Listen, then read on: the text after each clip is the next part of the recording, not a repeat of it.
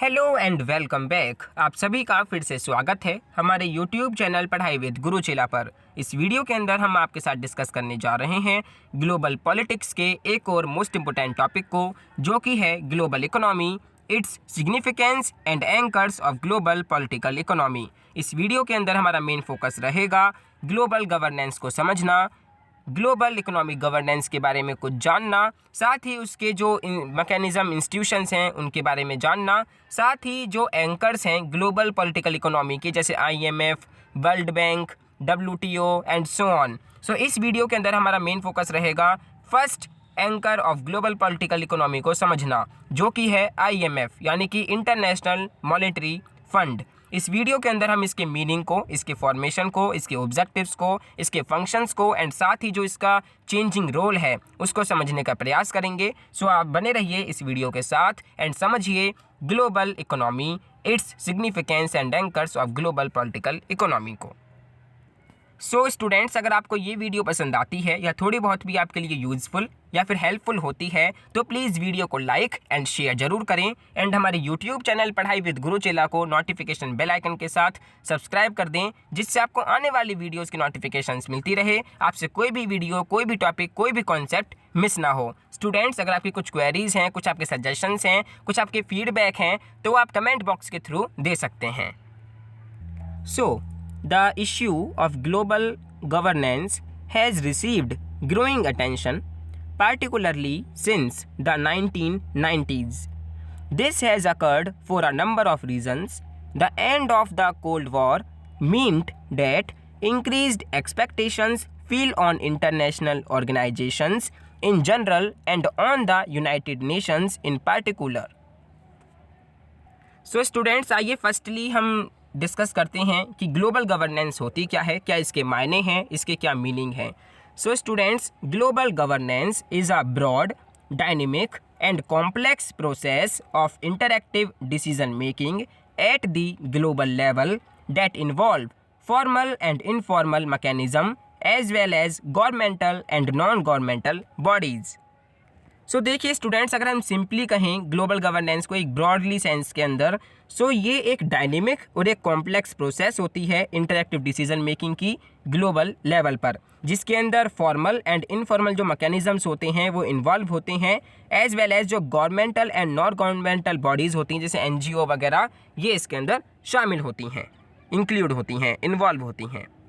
वहीं students, global governance has been described as the collection of governance related activities, rules and mechanisms, formal and informal, existing at a variety of levels in the world today. यानी कि students, जो global governance है इसको इस तरह से describe करा जाता है कि ये कलेक्शन होता है गवर्नेंस का, जो गवर्नेंस रिलेटेड जो एक्टिविटीज़ होती हैं, जो रूल्स होते हैं, जो मैकेनिज़म्स होते हैं, फॉर्मल और इनफॉर्मल, वो एग्जिस्ट जो करते हैं एक variety of levels in the world today. यानी कि जितनी भी कलेक्शन ऑफ गवर्नेंस रिलेटेड, जो गवर्नेंस के रिलेटेड जो भी एक्टिविटीज़ हैं, जो भी रूल्स हैं, जो भी रेगुलेशंस हैं, जो मैकेनिज़म्स हैं, वो इसके अंदर शामिल होते हैं। States and governments remain the primary institution for articulating public interest and those of the global community as a whole.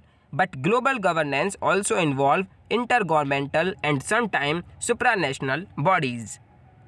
देखिए स्टूडेंट्स, जो स्टेट होते हैं, जो गवर्नमेंट होती है, वो रिमेन रहती है प्राइमरी इंस्टीट्यूशन, ठीक है, जो पब्लिक इंटरेस्ट को आर्टिकुलेट करती है, ठीक है, and those of global community as a whole. लेकिन जो ग्लोबल गवर्नेंस होती है उसमें इन्वॉल्व होते हैं inter governmental and sometimes supranational bodies. देखिए गवर्नमेंट और जो गवर्नेंस है उसमें मेन डिफरेंस ये है कि गवर्नेंस में ये होता है कि कैसे पॉलिसीज़ को इम्प्लीमेंट करा जा रहा है, कैसे डिसीजन मेकिंग प्रोसेस हो रही है and so on. So students, ये मीनिंग है, ये मायने हैं ग्लोबल गवर्नेंस के। अब देखिए स्टूडेंट्स, एक क्वेश्चन उठता है कि global governance is different from governance within a nation state, why and how. यानी कि जो ग्लोबल गवर्नेंस है वो कैसे डिफरेंट है गवर्नेंस से एक नेशन स्टेट की, ठीक है, ये कैसे अलग है, ठीक है, एंड क्यों है। सो देखिए, गवर्नेंस विदाउट गवर्नमेंट, ये इसका एक सिंपल सा आंसर होगा अगर हम वन वर्ड में कहें, ठीक है। देखिए, जो इंटरनेशनल वर्ल्ड ऑर्डर है उसके अंदर कोई भी गवर्नमेंट नहीं है जो रूल एंड रेगुलेशंस को जो लॉ एंड ऑर्डर को बना रखे, ठीक है, बनाए रखे, वहाँ पर क्या है, गवर्नेंस होती है, ठीक है। नॉन गवर्नमेंटल इंस्टीट्यूशंस होते हैं, एनजीओ वगैरह होते हैं, ठीक है, ये कुछ होते हैं गवर्नेंस के रूप में। वहीं स्टूडेंट्स अगर हम ग्लोबल इकोनॉमिक गवर्नेंस को समझने का प्रयास करें, सो इसका जो बेसिक मीनिंग है वो ये है कि global economic governance is the set of norms and institutions along which rules are generated to manage the global economy. देखिए, जो ग्लोबल इकोनॉमिक गवर्नेंस जो है वो एक सेट होती है नॉर्म्स की एंड इंस्टीट्यूशंस की, along which rules are generated, जिसके अंदर जो रूल्स हैं वो जनरेट होते हैं मैनेज करने के लिए ग्लोबल इकोनॉमी को। That is it is the set of norms, यानी कि नॉर्म्स मतलब values, rules and institutions to manage the global economy without any world government. अब देखिए, जो ग्लोबल इकोनॉमिक गवर्नेंस जो है ये टेक प्लेस करती है mainly through IMF, world bank, WTO and MNCs and TNCs, जिसमें स्टेट जो होते हैं वो of course remain the main actor ही होते हैं, ठीक है। इसके देखिए जो मैकेनिज्म इंस्टीट्यूशंस हैं वो हैं Brayton would institutions, regional economic associations, other जो ऑर्गेनाइजेशंस हैं और जो फोरम हैं, ठीक है, ये इसके मैकेनिज्म इंस्टीट्यूशंस हैं। अगर हम ब्रेटन वुड इंस्टीट्यूशंस की बात करें, जैसे कि IMF हो गया, वर्ल्ड बैंक हो गया, वर्ल्ड ट्रेड ऑर्गेनाइजेशन हो गया, ये क्या हैं, ये ब्रेटन वुड इंस्टीट्यूशंस के अंदर आते हैं। वहीं रीजनल इकोनॉमिक एसोसिएशंस की अगर हम बात करें, जैसे कि यूरोपियन यूनियन हो गया, नेफ्टा हो गया, OECD हो गया, ठीक है, ASEAN हो गया, तो ये क्या हैं, ये कुछ रीजनल इकोनॉमिक एसोसिएशंस हैं। वहीं अगर हम कुछ अलग ऑर्गेनाइजेशंस या फोरम्स की बात करें, जैसे कि मल्टीनेशनल कॉर्पोरेशंस, ट्रांसनेशनल कॉर्पोरेशंस या फिर वर्ल्ड इकोनॉमिक फोरम जो हैं, ये कुछ अदर ऑर्गेनाइजेशंस और कुछ फोरम हैं जो कि मैकेनिज्म इंस्टीट्यूशंस हैं ग्लोबल इकोनॉमिक गवर्नेंस के, जहाँ पर ये जो ग्लोबल इकोनॉमिक गवर्नेंस है ये टेक प्लेस करती है। सो आई होप आपको ग्लोबल गवर्नेंस एंड साथ ही जो ग्लोबल इकोनॉमिक गवर्नेंस है एंड उसके जो मैकेनिज्म इंस्टीट्यूशंस हैं वो आपको थोड़ी बहुत तो समझ आ गए होंगे। सो स्टूडेंट्स, आइए जो फर्स्ट एंकर है, ठीक है, पॉलिटिकल जो इकोनॉमिक है, ठीक है, उसकी अगर हम बात करें जो कि है IMF यानी कि इंटरनेशनल मॉनेटरी फंड, जानेंगे इसके क्या मीनिंग है, इसके क्या मायने हैं, क्या इसके डिफरेंट ऑब्जेक्टिव हैं, क्या इसके स्ट्रक्चर हैं, कैसे फॉर्म हुआ, क्या इसके चेंजिंग रोल हैं एंड सो ऑन। सो आप बने रहिए इस वीडियो के साथ एंड वीडियो को एंड तक जरूर देखिए। सो स्टूडेंट्स, ये कुछ न्यूज़ है जो कि रिलेटेड हैं IMF से। As of February 2021 the IMF has been in the news for the following, जैसे emergency financing, the IMF report, world economic outlook, ठीक है, it also release a biannual global financial stability report. So these are the some news related to IMF यानी कि international monetary fund. सो देखिए students, जो IMF है यानी कि international monetary जो फंड है, ये मोस्ट इंपॉर्टेंट टॉपिक है UPSC एग्जामिनेशंस के लिए भी एंड आपके जो सिलेबस में है उससे रिगार्डिंग भी बहुत ज़्यादा इंपॉर्टेंट टॉपिक है। ड्यू में हर बार एक क्वेश्चन तो IMF से रिगार्डिंग या फिर जो वर्ल्ड बैंक है उससे जो रिलेटेड क्वेश्चंस होते हैं, जो टॉपिक हैं, ये इससे पूछे जाते हैं। सो आइए समझने का प्रयास करते हैं क्या इसके मायने हैं, क्या इसके मीनिंग है। सो आइए समझते हैं इंटरनेशनल मॉनेटरी फंड यानी कि अंतर्राष्ट्रीय मुद्रा कोष। सो देखिए, it is a kind of global financial and monetary regulator and facilitator. देखिए, इसका कंपैरिजन आप इंडिया के जो रिजर्व बैंक है यानी कि जो RBI है एंड साथ ही जो फेडरल बैंक होते हैं डिफरेंट कंट्रीज़ के, उसके साथ आप इसका कंपैरिजन कर सकते हैं, आप इसकी तुलना कर सकते हैं, ठीक है, जो कि इंटरेस्ट और मॉनेटरी और पॉलिसीज़ को रेगुलेट करते हैं कंट्री के, ठीक है। जो भी कंट्रीज़ की मॉनेटरी फंड होते हैं, पॉलिसीज़ होती हैं, इंटरेस्ट होते हैं, उनको ये रेगुलेट करने का काम करते हैं, ठीक है। ये बैंक से बिल्कुल डिफरेंट होते हैं, बिल्कुल अलग होते हैं, ये किसी को भी डायरेक्टली लोन नहीं देते हैं। सो ये इसके कुछ इसकी खासियत हैं, कुछ इसके मेन पॉइंट्स हैं। सो स्टूडेंट्स, ये जो है ये एक तरीके का global financial and monetary regulator and facilitator की तरह काम करता है, ठीक है। It was set up in 1945 to oversee the new monetary order that was established by the Bretton Woods Agreement. देखिए इसका जो एस्टेब्लिश हुआ, ठीक है, वो 1945 में हुआ, to oversee the new monetary order, जो भी नए नए मॉनेटरी ऑर्डर थे उनको ओवरसी करने के लिए, उनको देखने के लिए, उन पर नज़र रखने के लिए, and was established by the Bretton would agreement. इसका जो एस्टेब्लिश हुआ वो जो ब्रेटन वुड एग्रीमेंट हुआ था उसके अकॉर्डिंग ही इसका एस्टेब्लिश हुआ, ठीक है। अब ये ब्रेटन वुड एग्रीमेंट क्या था, सो देखिए, fixed exchange rate system under which all national currencies were pegged to US dollar which in turn was pegged to gold at the rate 35 US dollar for 1 ounce of gold. यानी कि देखिए जो Brayton would agreement जो हुआ था, इसमें देखिए जो अहम भूमिका निभाई थी वो निभाई थी USA ने एंड UK ने, जो कि बहुत ज़्यादा डेवलप्ड कंट्रीज़ हैं, ठीक है। इन्होंने न्यू ग्लोबल इकोनॉमिक ऑर्डर बनाने के लिए, एक न्यू ग्लोबल इकोनॉमी जो ऑर्डर था उसको एस्टैब्लिश करने के लिए एक ब्रेटन वुड एग्रीमेंट करा, ठीक है, जहाँ पर इन्होंने जो इनका जो मेन पर्पस था ये था कि जो कैपिटलिस्ट है उसको बढ़ावा मिले, ठीक है, कंट्री के अंदर प्रोस्पेरिटी आए एंड सो ऑन। सो देखिए इसके अंदर USA ने एक अपना जो प्रस्ताव था वो रखा कि फ़िक्स्ड एक्सचेंज रेट सिस्टम जो था, ठीक है, उसके अंदर जो नेशनल करेंसीज़ होती हैं, जो डिफरेंट कंट्रीज़ की जो करेंसीज़ होती हैं, ठीक है, उसको पेग्ड कर दिया गया US डॉलर के साथ, ठीक है, US डॉलर के साथ, which in turn was peg to gold के साथ उसको फिक्स कर दिया गया at the rate 35 US dollar for 1 ounce of the gold. यानी कि 1 ounce ऑफ गोल्ड यानी कि 28 ग्राम गोल्ड के लिए एक 35 US डॉलर इसके लिए फ़िक्स कर दिया गया, ठीक है। यानी कि देखिए इसमें एक फार्मूला जो था वो फिक्स कर दिया गया। जैसे सपोज कीजिए कि आप 100 रुपये का 1 ounce गोल्ड है, ठीक है, वहीं अगर हम 35 US डॉलर की बात करें, उसके अंदर 1 ounce गोल्ड जो है, ठीक है, तो इस प्रकार 3 रुपये जो 3 रुपये हैं, ठीक है, वो $1 के समान हो गए। सो इस प्रकार कुछ जो फिक्स्ड एक्सचेंज रेट था वो इसके अंदर एस्टैब्लिश करा गया, ठीक है। हर एक कंट्री की जो करेंसी थी, ठीक है, उसको पेग्ड कर दिया गया, फिक्स कर दिया गया इस ब्रेटन वुड एग्रीमेंट के अनुसार, ठीक है। But after collapse of the Bretton Wood system in 1971, देखिए जो ब्रेटन वुड एग्रीमेंट हुआ उससे कम से कम 30-35 साल तक खूब ज़्यादा प्रॉस्पेरिटी आई, ठीक है, जो कैपिटलिस्ट सिस्टम था उसको बढ़ावा मिला, ठीक है, एंड सो ऑन। और देखिए जो ब्रेटन वुड एग्रीमेंट जो हुआ था वो वर्ल्ड वॉर सेकेंड के एंडिंग से 1 साल पहले हुआ था, ठीक है।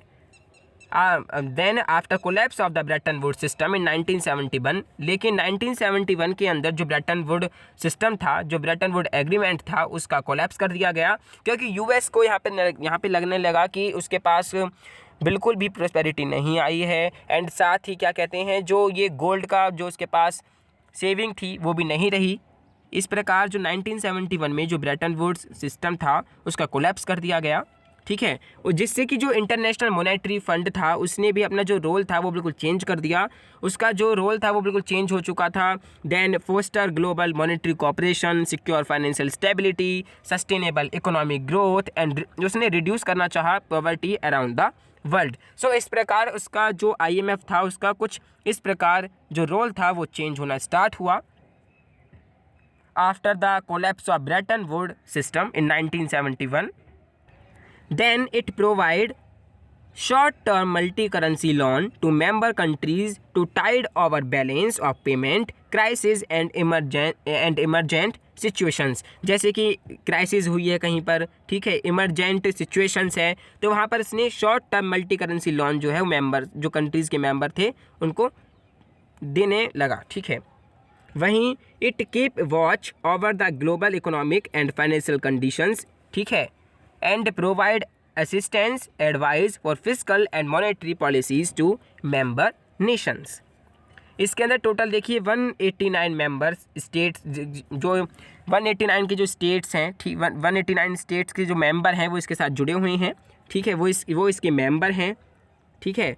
189 मेंबर स्टेट्स हैं इसके, ईच कंट्रीब्यूटिंग फिक्स्ड कोटा, जो कि एक कंट्रीब्यूट करते हैं फिक्स्ड कोटा प्रोपोर्शन को टू देयर इकोनॉमिक स्ट्रेंथ, अपने इकोनॉमिक स्ट्रेंथ के अनुसार, एंड गेटिंग प्रोप्रिशिएट वोटिंग राइट्स। अब देखिए जैसे US है वो 17.5% जो है वो इसके अंदर कंट्रीब्यूशन करता है, जिससे कि उसके पास जो बहुत ज़्यादा वोटिंग राइट्स हैं, ठीक है।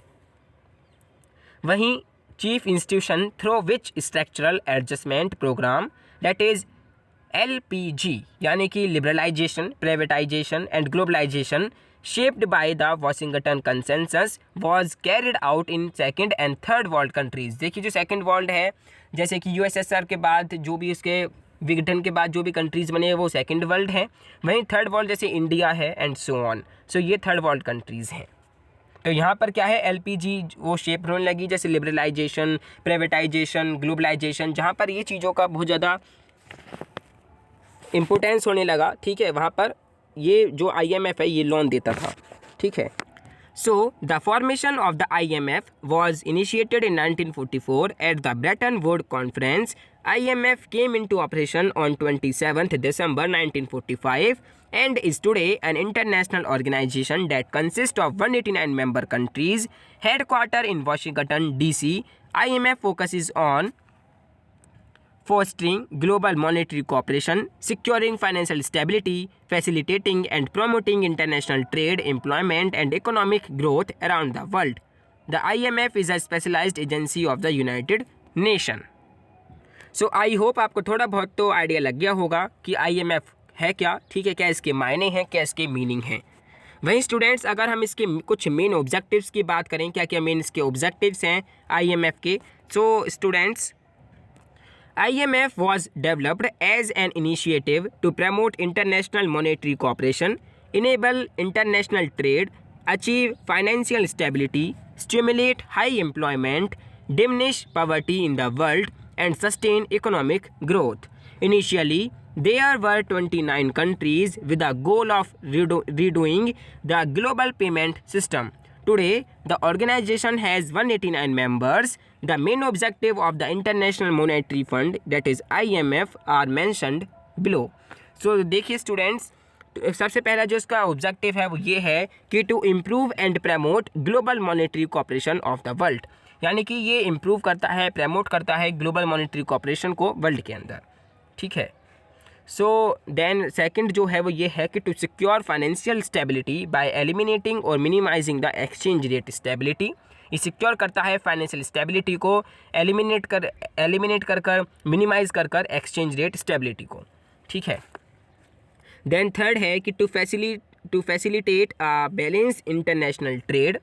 ठीक है, ये फैसिलिटेट करता है इंटरनेशनल ट्रेड को। एंड फोर्थ जो है वो ये है कि to promote high employment through economic assistance and sustainable economic growth. And at last जो फिफ्थ ऑब्जेक्टिव है वो ये है कि to reduce poverty around the world. So these are the most important objectives of the international monetary fund. I hope आपको थोड़े बहुत तो समझ आए होंगे। सो वहीं स्टूडेंट्स आइए अब हम बात करते हैं क्या क्या इसके डिफरेंट फंक्शंस हैं। ठीक है। सो IMF mainly focuses on supervising the international monetary system along with providing credit to the member countries. The functions of the International Monetary Fund can be categorized into 3 types. देखिए जो इसके different functions हैं उनको हम categorise करते हैं 3 types के अंदर। सबसे पहले है regulatory function, then financial function and at last consolidative function. अगर हम बात करें रेगुलेटरी फंक्शन की, सो IMF functions as a regulatory body and as per the rules of the article of agreement, it also focuses on administering a code of conduct for exchange rate policies and restrictions on payment for current account transaction. वहीं अगर हम बात करें financial functions की, सो IMF provide financial support and resources to the member countries to meet short term and medium term balance of payment, that is BOP disequilibrium. And at last third is consultative function, that is IMF is a center for international cooperation for the member countries. It also acts as a source of console and technical assistance. So these are the 3 important functions of the IMF international monetary fund के। ये कुछ main important जो functions हैं, जैसे कि regulatory functions कैसे regulate करता है, कैसे फाइनेंशियल फंक्शंस करता है, कैसे कंसोलिडेटिव फंक्शन है इसके, ये आपको थोड़े बहुत तो समझ आए होंगे। वहीं स्टूडेंट्स आइए अगर हम इसके चेंजिंग रोल के बारे में बात करें, जैसे कि 1971 के बाद जो इसके चेंजिंग रोल हैं वो क्या हैं। So initial role was to ensure stable monetary and exchange rate regime. सबसे पहले इसका जो इनिशियल रोल है वो ये है कि इंश्योर करना stable monetary and exchange rate regime को, ठीक है। Then after collapse of Bretton Woods system of fixed exchange rate, जब से ब्रेटन वुड्स सिस्टम में जो फिक्स्ड एक्सचेंज रेट का जो कोलैप्स हुआ, सो इसका जो रोल है वो बिल्कुल चेंज हो गया and expanded to insure financial stability, financial stability को इंश्योर हो गया, mitigate balance of payment and other economic and financial crisis and extending loans for structural adjustment programmes, जो जैसे कि हमने बात करी लिबरलाइजेशन, प्राइवेटाइजेशन एंड ग्लोबलाइजेशन की।